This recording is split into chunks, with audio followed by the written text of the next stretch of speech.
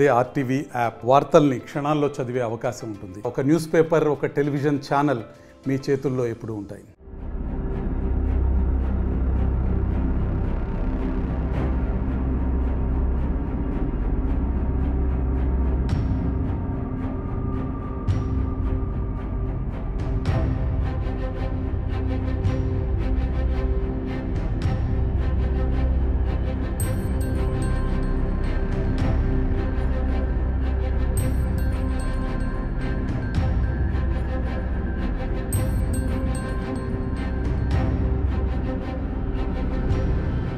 నా పేరు దూనిపేట రామారావు అండి. మా అబ్బాయి పేరు దూనిపేట అభిషేక్ అండి. నాకు కొడుకు కూతురు అండి. ఇద్దరిని చదివించుకుంటున్నానండి. నా భార్య రెండు సంవత్సరాల క్రితం చనిపోయిందండి. అయితే కారణం చేత ఇద్దరిని గారంగా పెంచుకుంటున్నానండి. అయితే మధ్యాహ్నం 3 గంటలకి ఇంటికి వచ్చినప్పుడు బాబు లేడండి. ఎక్కడికి వెళ్ళాడో మాకు చెప్పలేదండి.